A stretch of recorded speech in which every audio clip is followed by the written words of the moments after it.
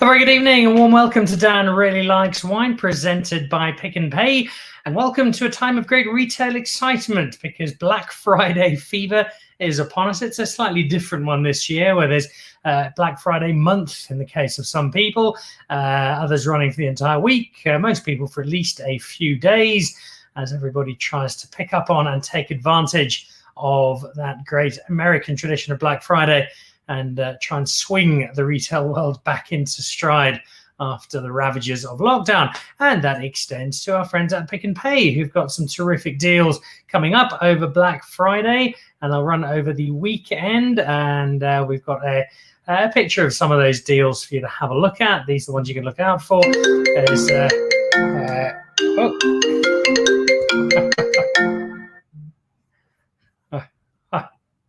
Not entirely sure how that happened. My apologies. So we have the JC LaRue is 60 Rand when you swipe your Smart Shopper card. You've got Ruben Rothschild at just 165 Rand a bottle. Moutte Chandon at 480 Rand a bottle.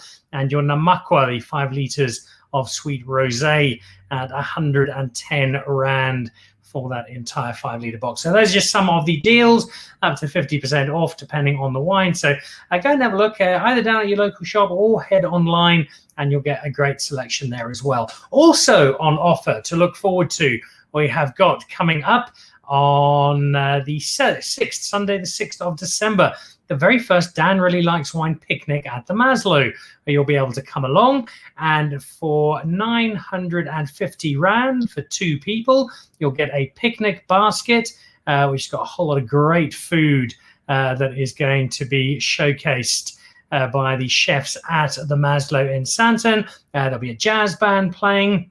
There'll be wine tasting through the day from the Antoni Rupert families. That'll include the Terra del Capo, Protea and Lomaraz ranges, as well as Haute Cabrier, Cape Point, Vineyards and Takara, and a chance to just have a really lovely, relaxed Sunday in the gardens at the Maslow. Only 150 people coming along, so it won't be too busy, and it should be a great deal of fun. So if you're in the Johannesburg area, Sunday the 6th of December, come along. I'd love to see you there. I'll be hosting the day, tasting wine with you all, and enjoying the hospitality for which the Maslow Hotel is famous. Great day out. Look forward to seeing you. I'm also looking forward to trying some fabulous Sauvignon Blanc and some equally good Pinot Noir just a little later on in the show, when the Paul Cluver team joins me.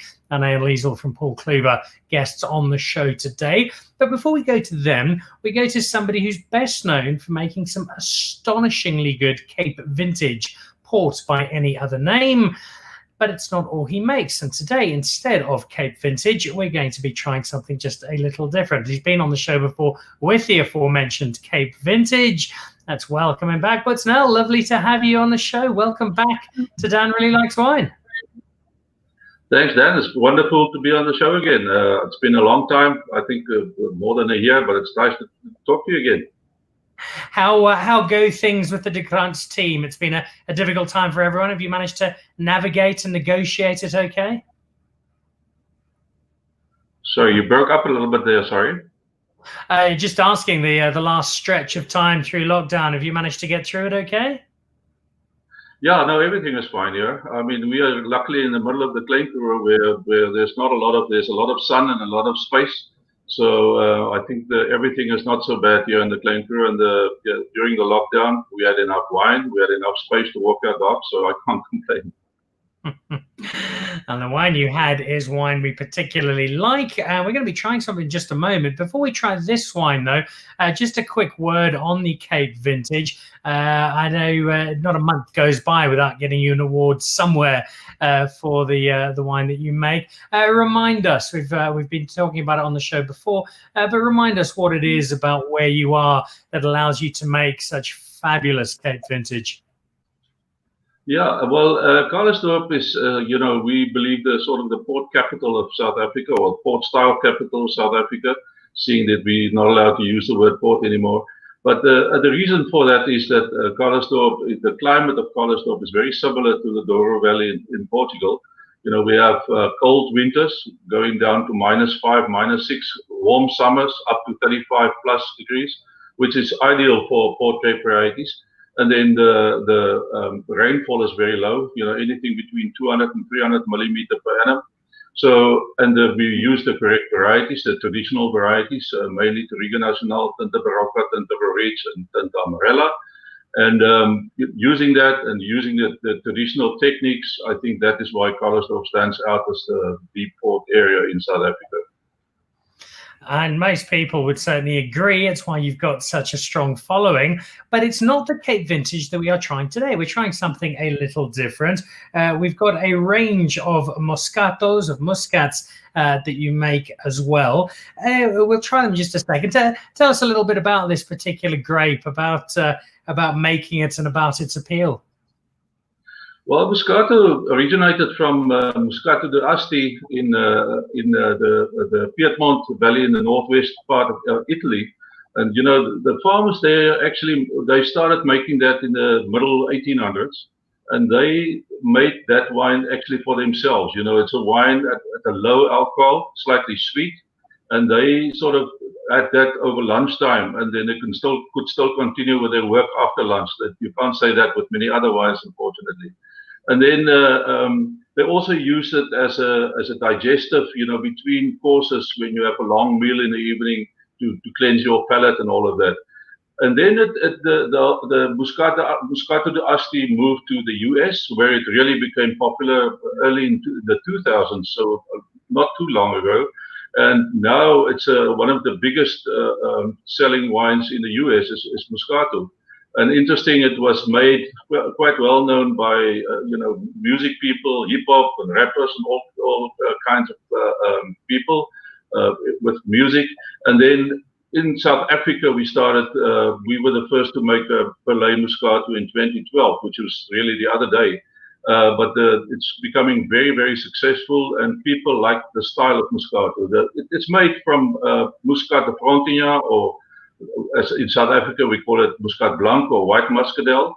So that's the main variety, but you can also use Hanepoort or Muscat d'Alexandrie, and you can use other Muscat varieties to make Moscato as well. The chief attribute this generally is a certain sweetness, and that's it's a growing trend. There's a very big market for wine that is perhaps not quite as abrasive on the palate to the first-time wine drinker as some others might be. I think we've seen it with brands like 4th Street at Distel. There's definitely a growing market, but of people who really do like this style of wine. Yes, I think it's really aimed at people that are not so familiar with wine, and I think it's a good entry place to get people to know wine, because it's got a low alcohol. You know, well, we've got an alcohol free as well, but the white Moscato has got an alcohol of 7.5% only. The red a little bit higher. So it's got a low alcohol, it's got that freshness, you know, it's got clear fruit of the Muscat grape, the Moscato grape. So people can understand that a lot better than if you want to show them a Sauvignon Blanc or anything else. You know, they first need to start with the Moscato. It's also a wonderful wine to serve to people who, to the younger people, you know, to lure them into the wine industry from other drinks that many of them drink. And the good thing and the most important thing of Moscato, and that we do you know, believe in a lot, is that the Moscato must have a sweetness, because that's what people like, especially first-time drinkers or people that are not so knowledgeable on wine. But it's also got a beautiful acidity, so a crispness in the wine as well, and the balance of that is very important in making a good Moscato. Well, let's have a crack at the first of these. And I have to say, when this arrived, when this got delivered by the wonderfully efficient Pippa, I had to have a second look at the label book. So hold on. I know Buxnell reasonably well. There's not a chance he'd make an alcohol-free wine. There must be something wrong. But you have indeed. It's a type of wine that, as with the Moscato, we're seeing more of. People who, for various reasons, don't want wine with alcohol in. I'm guessing the driving factor was the market, rather than you yourself, Butz, deciding you wanted some alcohol-free wine. Very much so. I think if it was only for me to decide, I would have steered away from it. But you know, you get the tendency, and especially again in the younger generation. You know, I read an article the other day that people between 18 and 35 in the UK 29% of them now don't consume any alcohol. So if you don't enter this market at some stage, I think you're going to miss quite a big part of the market if you only serve wine with alcohol. But it's a fun part of it. There's also the thing of drinking and driving, and especially in South Africa now, it's becoming more and more an issue. So at least if you can serve the non-alcohol or the alcohol-free Muscat nectar to the driver, then at least you'll get safely home, and the others can enjoy the Muscat. This is alcohol-free, as you say very clearly. There are a couple of wines. I look at Van Leuveren's, for example, which is almost zero in terms of the range they've brought out. What do you do to this to make it absolutely alcohol-free? Well, this is actually not this wine or this product. You can't call it a wine because it isn't a wine. It's actually it's a grape juice, but you pick it very early, so that you keep the acidity in the wine, the freshness, or the acidity in the product, either Muscat nectar, the freshness in it, but it hasn't fermented at all. So it's not a de-alkalized wine. This is an alcohol-free product. So it doesn't even fall under the wine category as such. All right. So if you're pregnant, if for religious reasons you don't drink, this is the perfect example. I've tried quite a bit of alcohol-free wine. I have to be honest, it hasn't really persuaded me to change my ways. I'm generally happier with the wine with alcohol, but I'm always good to try something new. So here is my first taste of the sparkling alcohol-free Muscat nectar, which I am trying. Definitely get the Muscat on the nose.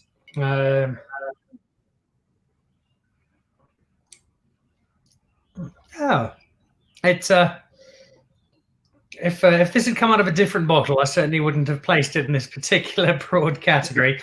It's got more of a sort of a grapetizer feel to white grapetizer feel really than a wine. But there is that little bit of acidity that you have kept, as you said. And this is nice and cool. So this is wonderfully refreshing, and I drink that quite happily, Butts. And I don't often say that about the alcohol-free style wine. Yeah, I also miss the alcohol a little bit, I must confess. But if you really don't want any alcohol in your drink, then I think it's a nice, refreshing style.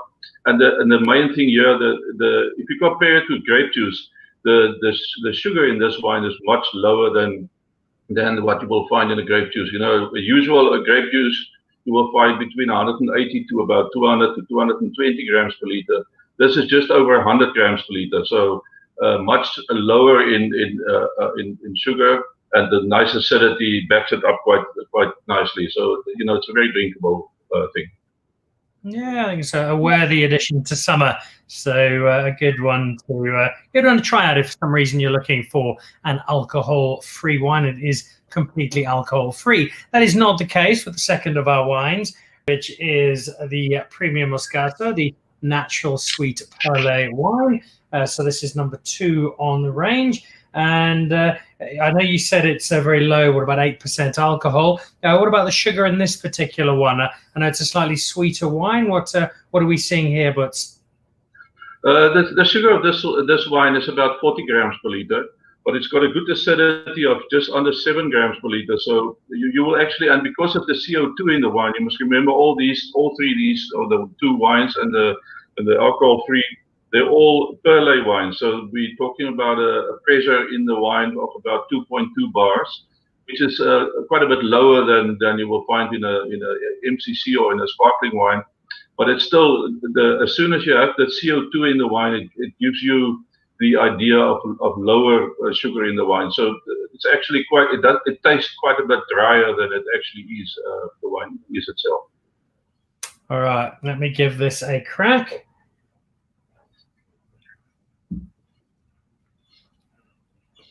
Sure, I'm surprised. Your words did preempt it, but it's not nearly as sweet as I was anticipating. I thought it was going to be something that was almost. You sometimes get that slightly cloying feel when it's just too sweet as a wine, and this is not that at all. Yeah, no, it's definitely not cloying, but it's all about the balance between the acidity and the sugar in this wine, and the freshness. the wine, the flavors of the muscat and the lychee and all the tropical fruit flavors and everything should jump out of the glass, because that's easy for people to understand if they're not familiar with wine. And the fact that this has just got 8% alcohol, you're having a bottle or two of this over lunch, you've got something that's not going to require a 4-hour afternoon nap once you're done with your meal. And also, the little bit of sugar, or the sugar in this wine, it also gives you a little bit of energy as well. So it doesn't have high alcohol, but the sugar gives you a little bit of energy. So it's actually a wine that you can consume over lunchtime. Actually, over a brunch as well. I've heard a few people say that you can use it for breakfast as well, but I wouldn't go that far. But for me, it's a wonderful wine that you can have sipping at the swimming pool, late morning or afternoon, or in the evening when the sun goes down. You don't have to think about this wine. You can just enjoy it, and you can, because of the alcohol, you can consume a little bit more than a normal wine would have, between 13 and 14% alcohol. All right. Before we go on to our third one, message in from Reginald Peckler, who's a regular watching up at Cheetah Plains in the Sabi Sands. Reginald saying, it's been 20 years now since John Platter asked you a dream realized. Your answer was not yet, but deep in my heart, I believe you know how Colourstop unfolded some of its hidden gems together with a long succession of de Krans. Your range is love at first sight. 2 decades now, Mr. Platter. Has the dream now been realized, Butts? I think if your dream is realized, if you're a winemaker or in the wine industry, you should retire. And I'm not there yet. So no. I think the nice thing about the Moscato is, the Clay Cru used to be very well known for its Muscat wines, but the style of wine that's always been made of these grape varieties has been like dessert wines, or very sweet Jerepico style of wines. And there's not really a lot of people that drink a sweet wine of 250, 300 grams per liter of sugar, unless, it's in the middle of winter and you want to have a small glass with some dessert or something, or cheese.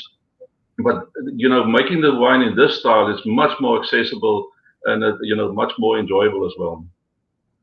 I had a bottle of the Olorese, the 100-point Molyneux dessert wine last night, and it reminded me that it's a broad space that we just don't give enough attention to in South Africa, and I think probably extends to our Cape Vintage as well. We do such wonderful wine that's erroneously, I think, classified as dessert wine or after-dinner wine, and there is so much more we can do to enjoy it, and that very much applies to yours. Third of the ones that we have, Mr. Nell, is the premium Moscato. This is this red? Is this rosé? Is it somewhere in between?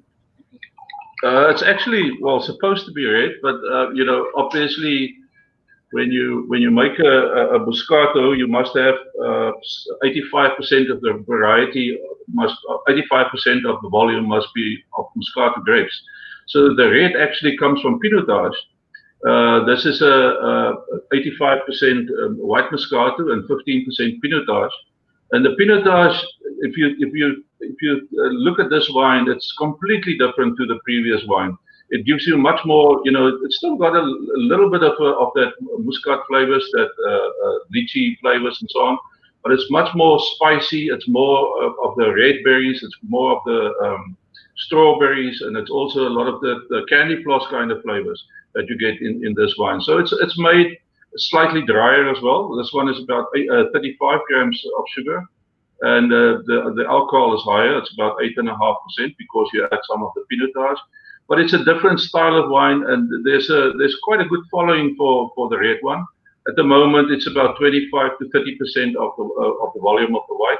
But there's definitely some people that love the red much more than the white.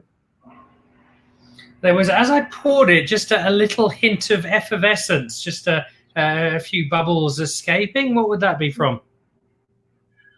Yes, you must remember these wines are all made when you add the CO2 at bottling. So it's CO2 impregnated. So it's not part of the wine. It's not a second fermentation or anything like that. So the bubbles can escape quite quickly. And this is a 2019. that unfortunately, when the samples were sent to you a few months ago, it was still 2019. Luckily, now we're all on 2020. But that makes a huge difference. The new year, I think, with a wine like this, it's the same as maybe a Colombar or even some of the younger Shannons. This is a wine that needs to be consumed within 18 months of that vintage. So, it's definitely not a wine that you will keep for 2 or 3 years and think it will get any better. All right. I get it. Getting rid of wine in this house is not usually a challenge, so we'll make sure that it does get drunk. And again, it's the third wine out of 3 where my expectation was for something significantly sweeter than it actually is. Yeah, I think that's maybe the most important thing. You get some of the imported Moscatos from the US, especially the big names. Many of their Moscatos are 80 to 100 grams per liter of sugar. We decided to go the route of seeing that we see our Moscato as a premium Moscato. We decided to go, and it's the most expensive Moscato from South Africa, although not that expensive. It's going at about 70 to 75 rand a bottle retail. But we decided to have lower sugar and more acidity and more freshness in the wine. And otherwise, if you go to 80 and 100 grams, it's really cloying and sweet for me, and that's not the style that we want to do. No, you've got that balance between the sweetness, which is there, but also the acidity comes through really nicely. I'm genuinely pleasantly surprised by this, Buzz. I thought I was going to have to put on a big smile and pretend to love it, but it actually is really nice, and it's exceeded my expectations, and very happily so. So thank you for that. Sorry. Before I let you go, I'd like to go back to Reginald's comment and the 20 years since John Platter asked you about your dream. You've been in the business for a long time. I think a lot of us over lockdown have had some time to reflect, some time to think, to put our feet up a little more than usual as the world has turned upside down. What for you have been the biggest changes if you look back 2 decades and more, your early days in the wine industry versus where you find yourself today? Sure, that's a tough question. I think you have to be now compared to 20, well, actually a little bit more than 20. I'm getting close to 40 years in the industry now. But compared to then and now, I mean, everything is moving just so much faster in terms of styles, in terms of trends and things like that. Although we, with certain of our wines, like the port style wines, we try and stick to the traditional and the wines that is really the top or the best quality that we can make. Also with our red wines from port grape varieties, we try and make the best red wines that it's possible to make, and I think we're getting close to that. And if I can achieve that, I think I might be getting to a point where I say I've achieved my goal. But so everything is moving faster, and I think the other thing, I think loyalty from the customer part is not as it was maybe 40 years ago. I knew a woman, or still know a woman in Belgium, good friends of ours, and she drinks a certain Sauvignon Blanc from South Africa, and she has been drinking that for 40 years.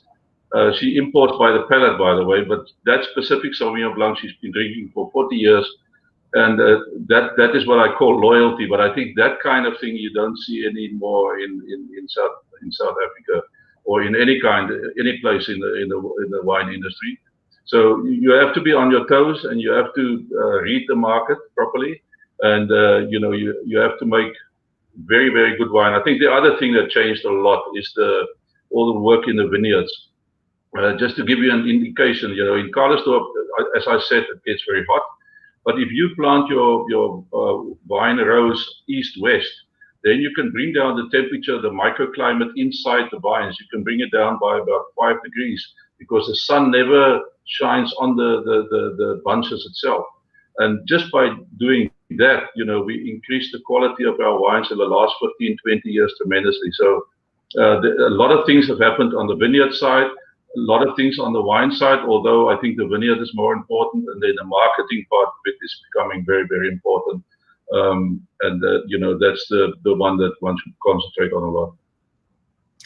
40 years in the industry and still reinventing, still adapting, still changing. And we've seen more evidence of that with the Moscatos. It's a very fresh and modern approach to the palate that we're seeing a lot of as new people enter the wine drinking world. But it's always a pleasure to see you, preferable in person, but this is the next best thing. And I haven't forgotten, I know I did promise to come and visit you in Karlsdorp. A lot of my visits for this year have been put on hold.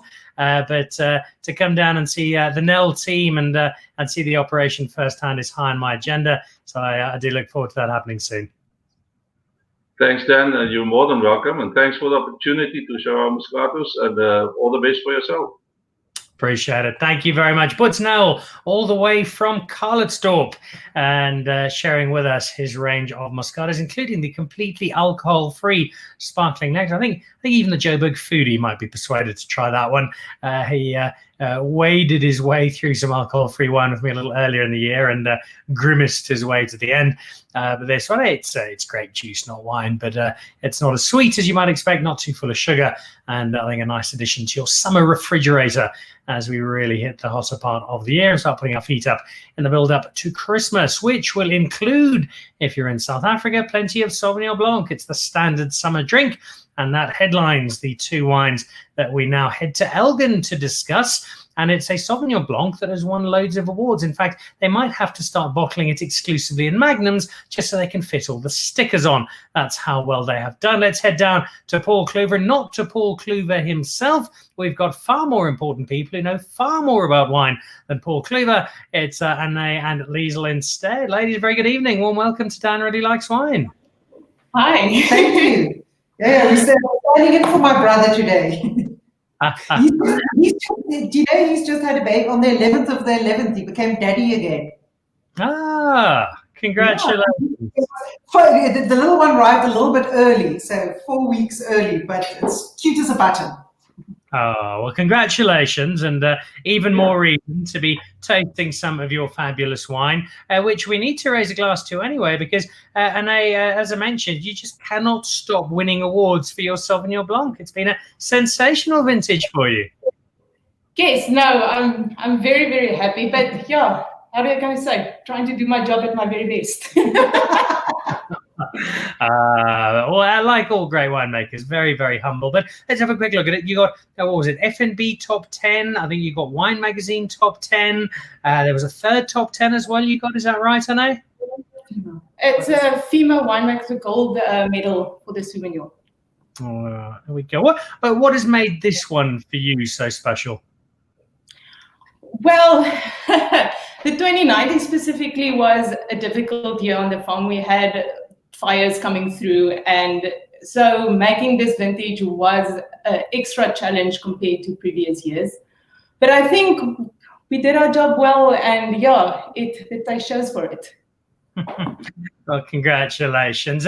In terms of the wine that you make, Liesl, the Sauvignon Blanc and the Pinot Noir are the two wines we know you best for. How much Sauvignon Blanc is there, and how important is it to you as an estate to win these sorts of awards and to keep your flagship in the limelight so firmly? So I would say our focus wines, obviously Chardonnay, Pinot Noir, and definitely two that Paul's particularly passionate about. I had to giggle with Paul because he was sitting in Cape Town. Sauvignon Blanc's not his go-to wine as such. And he was in a restaurant and with a group of friends, and the friends said to him, Paul, order one of your wines. And the only wine of ours at the restaurant was the Sauvignon Blanc. So he didn't have a choice. He had to order the Sauvignon Blanc. And he was tasting it. He goes, oh, this is actually quite good. I should take some of this home. And it's like you kind of kick him under the table. Paul, this is your wine. You can take it home. So sometimes you have to go away to rediscover how you actually enjoy your own wine. So, and that said, Sauvignon Blanc forms a big part. Anne will have production figures and so, but Sauvignon Blanc does form a big part of our production. And then, so quickly. We basically produce an average of almost 11 to 12,000 cases of 12 of the Sauvignon Blanc.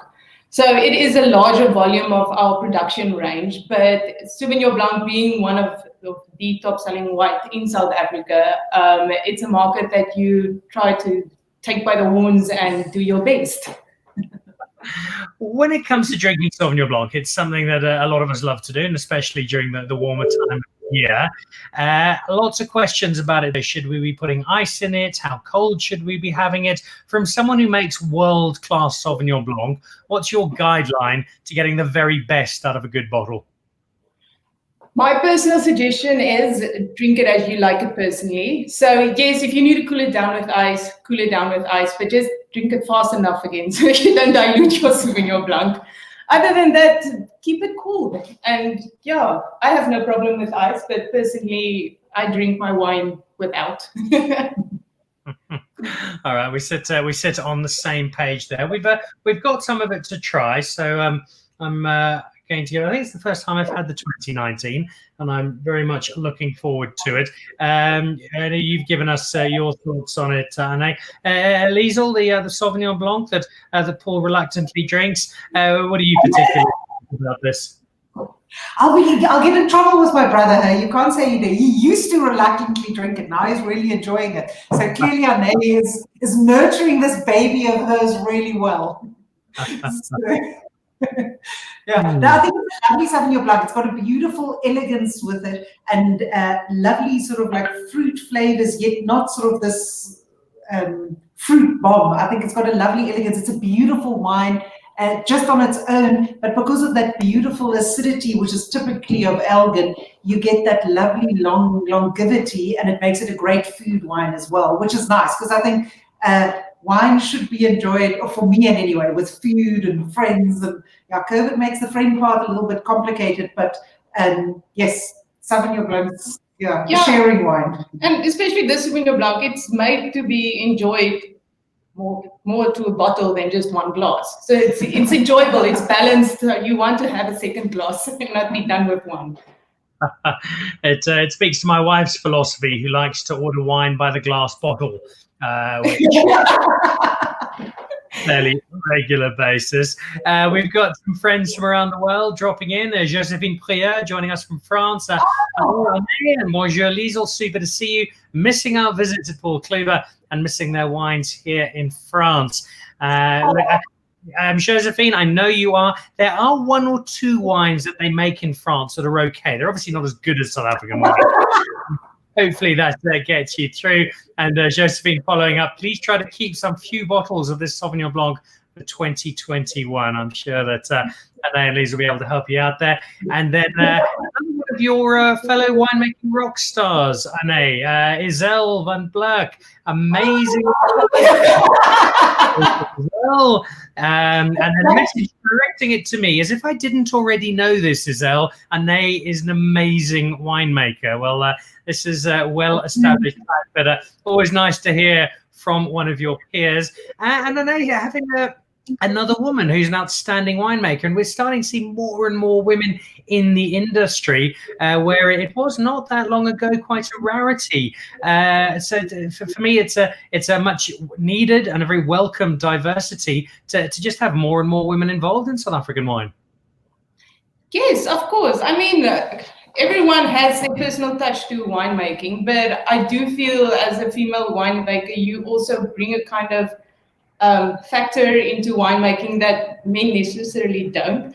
We don't know what it is yet, but I think with the next few years with women winemakers becoming more, maybe someone will do a study and we can pinpoint it. The femininity factor is clearly having a great impact. In terms of, there we go, Keith Magoli says, hi all, waiting on the Black Friday specials from Paul Cluver. Yeah, just throw a few out, Liesl. I'm sure Paul won't mind at all. You're going to start family squabbles. Oh dear. Before we go on to our second wine, which is the Pinot Noir, and we'll have its work cut out for it because this is a great Sauvignon Blanc. There is so much to Paul Cluver beyond just the wine. The fruit is obviously a big part of the farming, but in terms of the experience, for people who haven't been out to Paul Cluver, Liesl, just sketch for us the range of activities that await if you do come and pay a visit. Yeah, well, I guess first and foremost, they can come and enjoy some wine in our tasting room. We've recently actually redone the tasting room and made it actually a lot lighter, and you can sort of sit. There's now a wooden deck where you can sit and watch over the fruit trees or the lawn. So it's a really lovely, I think, experience now in the tasting room. Currently, at the moment, the restaurant's still closed. We hope to open that in the new year, so we'll have to go watch the space. It's not happening. We first very enthusiastically thought we were going to open on the 1st of October until Paul said, okay, Liesl, you have to manage that. I realized I have no experience in restaurant. Running a restaurant is very different from sort of telling people about a restaurant where you can eat great food. So we're in the process there of, yes, letting something happen on that side. But then there's also the activity side. You can bring your mountain bike. We've, in the mountain bikes, made it this way that it's actually fun to go if you're of different levels. So there are 3 different lengths of Jeep track, and then from them is the bridges and the single track. So if you're a little bit frightened of single track and bridges and all those little bit more technical ones, you can come and enjoy it with your friends, and you can stay on the Jeep track and they can veer off and join you back on the Jeep track again. So it makes it actually a nice family activity where you can even bring your kids. Although I find, especially with my kids, they just do everything. They seem to lose that sense of fear. I don't know, I think that comes, or don't have it. It comes with age, you know, to get a little bit more frightened of things. Yeah, so there's that. And then we have a slack packing route that's also part of it, that goes around the Groenland mountain, the mountain behind us, where you can hike through. So yes, all sorts. And the nice thing is, if you do come and cycle here, we've got in the garden area with just close to the figs and everything, there's lovely hot showers. It runs off gas. So if you've enjoyed your mountain biking, you want to clean up and then come and do some lovely wine tasting, you can do that. Excellent. Uit weg verdwenen. Are you still with us? I am indeed.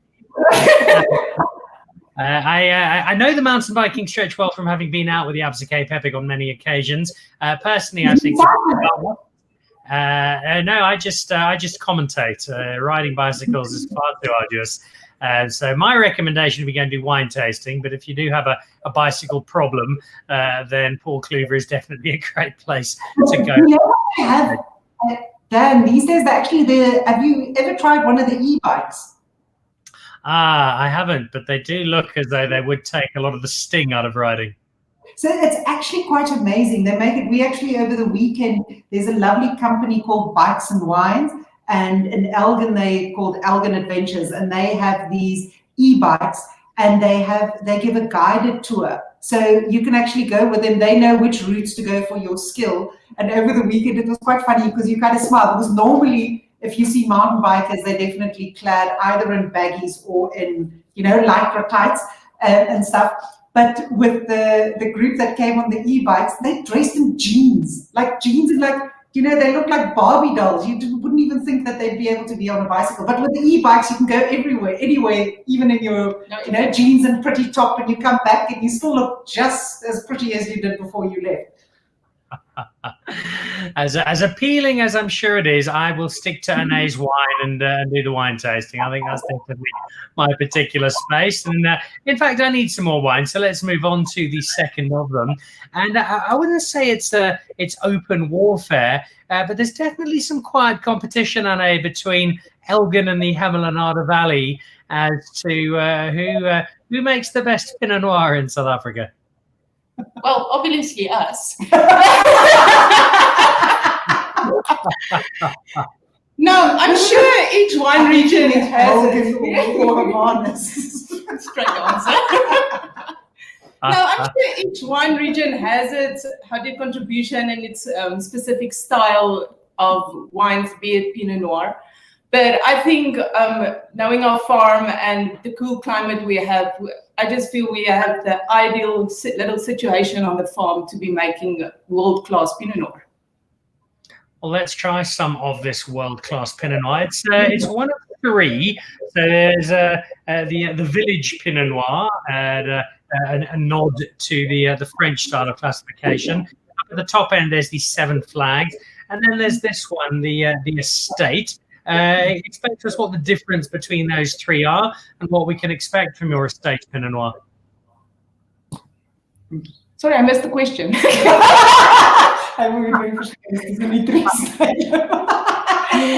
How much Pinot Noir have you had in it? You've been training for this the entire day. I was supposed to be ready for this, and then it got out of hand. No, I'm joking. No, I think with the 3 years, Village, especially from my point of view, is the introduction to South Africa to Pinot Noir. They're used to their heavier reds, Cabernet, Shiraz, and the other reds. And then there's Pinot Noir, and I think Village, with its much more fruitier and easy drinking style, is just there to not, how do you say, invite people into enjoying Pinot Noir. Then you have the estate that's a bit seriouser from the Village, so it has a bit more darker and concentrated fruit, still very fresh. And then you have our flagship, which is the 7 Flags, which we kind of strive to compete with the best of Burgundies out there. So yeah, I think with the 7 Flags, it gives the true sense of place. Yeah. So it's actually, I think wines, a lot like people, the 7 Flags is predominantly also, I think at the moment, still all the older vineyards. Yes, so a larger portion of it is the oldest blocks on the farm. And it's a little bit like people. It's like the more things happen to you in life, the more sort of depth of character you have.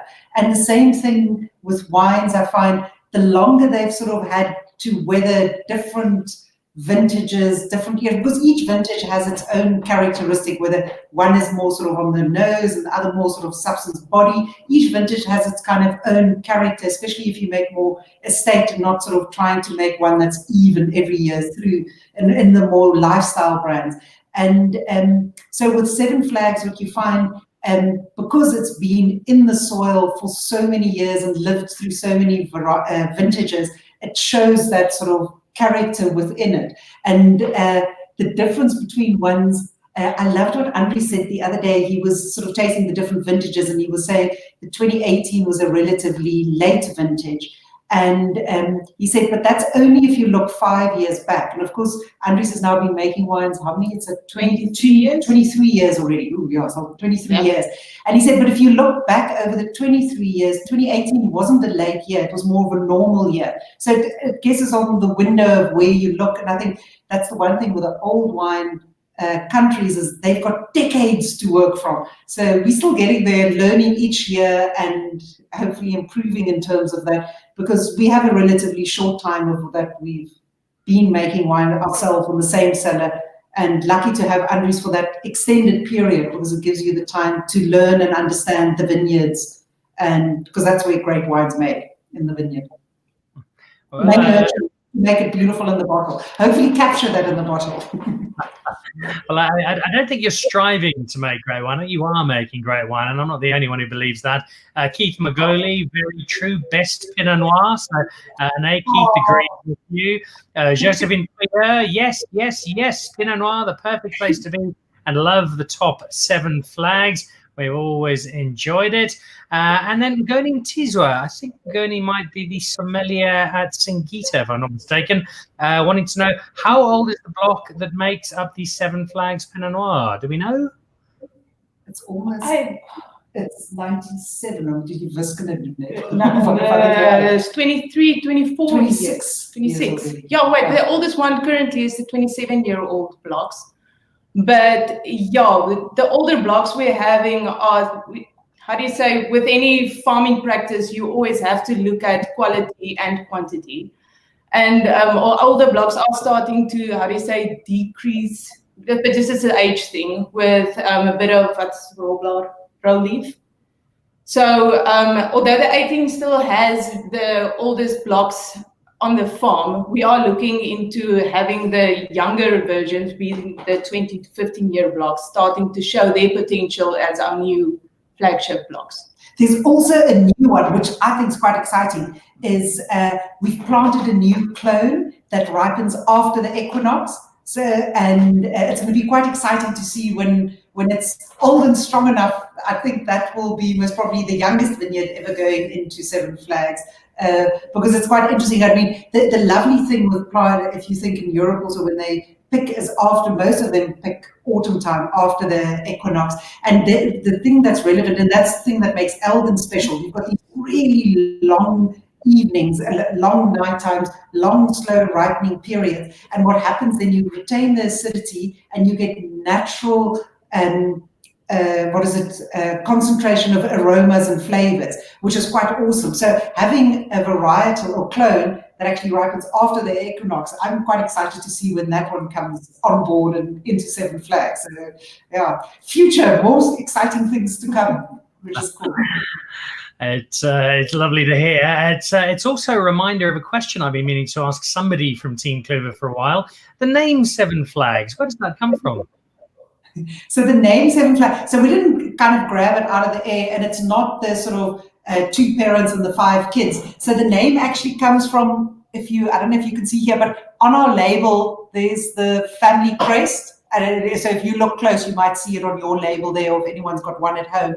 And we can date the Cluver family back to the 1100s. And on the family crest, there at the top is 7 flags. And those are the 7 virtues of man. My mom just did a whole book on all the history. So the 7 flags is the one that we've just simplified the top of the family crest and used that as a as the name for Seven Flags. And Paul actually, he had, his whole thing was, Paul sort of also when he started here was quite young, and you know when you're young and you're sort of bold and enthusiastic of you're going to conquer the world. And his thing, he already knew he was going to have a flagship wine. At the time, his flagship wine, the plan, we already had the bottle in the safe. It was called Seven Flags. Then it was in a claret bottle. So I think if we open the safe, the bottle's still there. And that was, and we also had lots of different red wine varietals on Paul Cluver, and now we don't have any other than Pinot Noir. And he was, our consultant at the time was then Martin Prier. Not Martin Prier, I'm talking nonsense. Was Paul Pontellier was our consultant, because Paul thought we were going to have this Bordeaux blend, you know, great wines of the world are these great blends. And Paul read this book, Good to Great, and he was going through the cellar, and Paul Pontellier would taste, and he'd go, this is good, this is good. And of course, Paul goes, I want to be good, I want to be great. And of course, reading the book, good is not good, you have to be great, you know. And Paul Pontellier said to him, young man, you have to crawl before you walk. Until the last email, sadly, Paul Pontellier is no longer with us, but till the last email they exchanged, he always referred to Paul as young man.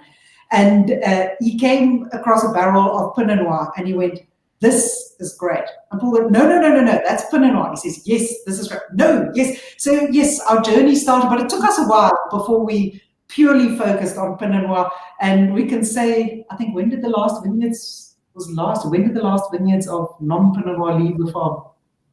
I can't even remember. I think it's about a year ago. So we've literally just sort of like, so now on Paul Cluver, there's only one red wine varietal, which is Pinot Noir. And that journey, yes, started a while ago. It took us a while to get there, but that's life. You sort of slowly but surely learn. And now the consultant we use on the wine side is Martin Prier from Domaine Jacques Prier. Who's married to Josephine. I think they're the godson of each other's kids or something. You know, you keep it in the family.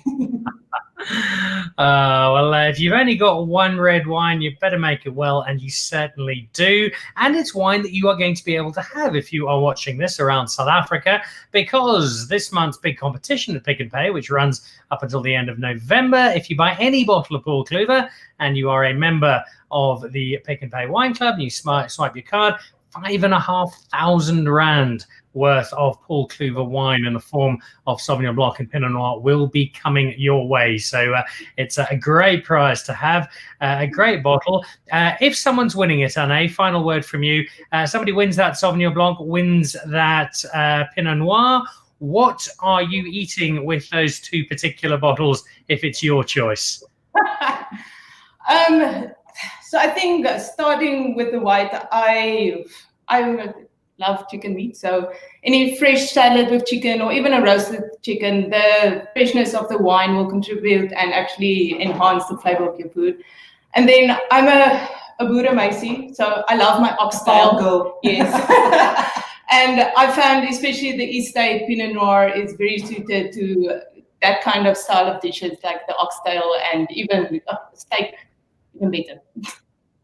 It is for me, it's always a mark of great Pinot Noir, and yours falls into this space where, yes, it's got that softness, but it's still got some backbone. It's still got a little bit of crunch. It's still got a little bit of structure to it, and this most certainly does. So I think that's a great combination. In fact, both those combinations sound terrific. Sadly, I can't drop by for dinner with you because you are in Elgin and I'm in Johannesburg. However, I will be dropping in to the Peach tonight to try out the menu of Candice Phillip from the Saxon for the dinner, which I'm very much looking forward to. I'll see if I can find some Paul Cluver on the menu. Hey guys, thank you so much. The last time we chatted to the Paul Cluver brand, it was with Paul himself, who I think claimed he's in a meeting, but I think he's probably doing rehearsals for the new series of Frasier, where he obviously plays Niall Crane and does such a fantastic job. But a great upgrade. So, Anna and Liesl, thank you both so much for joining me. I really appreciate the time. And keep making fabulous wine. Thank you. So there we go, from the Paul Cluver team down in Elgin, and a special one today, not just because their wine is terrific, but also because of that competition that is running at Pick n Pay at the moment. So if you're heading out for some Black Friday deals or shopping online, and remember, if you do shop online, you buy more than 6 bottles, or 6 or more, you will get yourself free delivery, as well as 3 times the Smart Shopper points. Look out for the Paul Cluver wine, because a single bottle gets you into the draw and you could be winning 5,500 Rand worth of Paul Cluver wine. Josephine Prieur bidding us farewell, suggesting beef bourguignon and a nice cheese époisse. Oh, you've got me feeling very peckish there, Josephine, as if Anne hadn't already. And Michelle, who's watching as well, South Africa's top ballet teacher, having enjoyed the show. Michelle, thank you very much for joining us. So that wraps us up. A reminder of the information I gave you at the top of the show, whereby Black Friday deals at Pick n Pay include a really good price on a Mouton Chandon down to just 480 Rand a bottle, as well as great deals on the Rupert and Rothschild Classique at 165 Rand a bottle, and that JC Leroux just 60, and a great price on the Namakwa Rosé. And then a reminder to please, if you are free, if you'd like to, come and join me at the Dan Really Likes Wine picnic at the Maslow. It's 950 Rand for 2 people. That gets you your picnic basket, gets you all your wine tasting through the course of the day, and some terrific brands on board. The Anthony Rupert team with Terra del Capo, Protein Lomarin, along with Hook Cabriere, Cape Point Vineyards, and Takara. I will be hosting it. There'll be a jazz band going all out in the gardens.